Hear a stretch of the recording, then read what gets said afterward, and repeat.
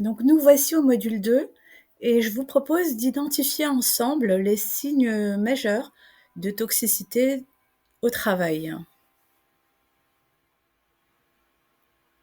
Alors voici les 5 signes majeurs d'environnement toxique. Donc si vous en identifiez un ou plusieurs au travail, vous pouvez être sûr que vous participez d'un environnement toxique au travail. Donc d'abord, il y a les problèmes de communication. Alors ça peut être une mauvaise communication ou l'absence totale de communication. Alors par exemple, il n'y a pas de concordance entre les paroles et les actes, ce qui crée une inquiétude permanente des collaborateurs, ou alors les promesses ne sont pas tenues, pour des raisons valables ou non, hein. Ça peut être soit parce qu'on a menti, soit parce qu'il y a un changement de politique interne, soit parce qu'il n'y a pas assez de budget, soit parce que les résultats n'est pas là, ou soit parce qu'on ne sait pas. Donc que les promesses ne sont pas tenues pour ces raisons-là. Ça peut être aussi l'absence de communication verbale ou l'absence de relation, de communication avec son N+1. Par exemple, il m'est arrivé dans ma carrière professionnelle de croiser mon manager dans l'ascenseur le matin et de lui dire bonjour sans qu'il ne me réponde. Ça peut être aussi l'absence de réponse à des emails que vous allez envoyer à votre manager ou à des collègues. Ça peut être quand vous lui demandez il a reçu votre email, qu'il vous réponde, qu'il vous regarde d'un regard assassin et noir, en vous disant qu'il n'a pas eu le temps de regarder.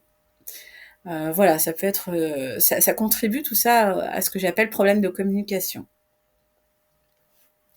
Ensuite, le deuxième signe majeur, ça va être le turnover élevé, c'est-à-dire le fait que les personnes, le fait que la société voie beaucoup de gens démissionner, partir et recruter dans un temps donné. Donc ça va être beaucoup de démissions rapides des collaborateurs qui ont été recrutés il y a peu de temps, entre 6 mois et 1 an, et qui vont maximum rester 2 ans dans l'entreprise. C'est souvent de très bons éléments qui vont voir qu'ils ne s'épanouissent pas dans l'entreprise et dans leur travail et qui vont vite partir. Ça va être aussi un taux d'absentéisme élevé. Ça, c'est le troisième signe majeur qu'on va rencontrer. Ça va souvent avec le turnover élevé, d'ailleurs, et avec l'absence ou les problèmes de communication. Donc l'absentéisme, ça va être des absences justifiées ou non, hein, récurrentes, et parfois de longue durée.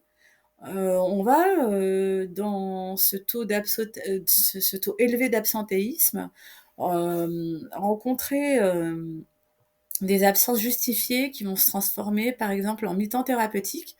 On voit de plus en plus de personnes passer à des mi-temps thérapeutiques dans les entreprises où il y a un environnement très toxique.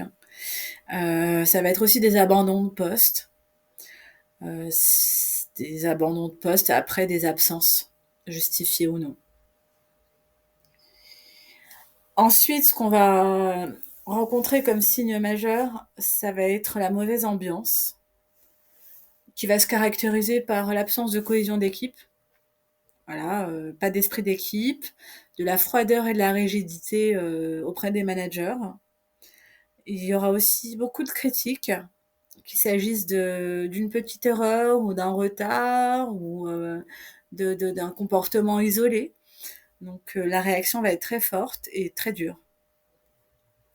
On va aussi rencontrer un vocabulaire non respectueux, de la délation, on va voir des clans se mettre en place, des gens isolés et les comportements toxiques acceptés.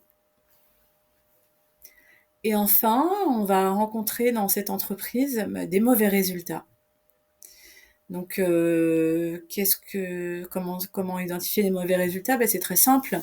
Les équipes ne vont pas atteindre leurs objectifs, soit parce que ce sera la conséquence des signes précédents, soit parce que les objectifs fixés vont pas être réalistes, et ça va dévaloriser l'équipe. Alors ces signes-là, on les rencontre, de façon assez récurrente dans les entreprises où il y a un environnement toxique. Cet environnement toxique, bien entendu, il s'installe pas tout seul, il s'installe à travers les comportements de personnes toxiques.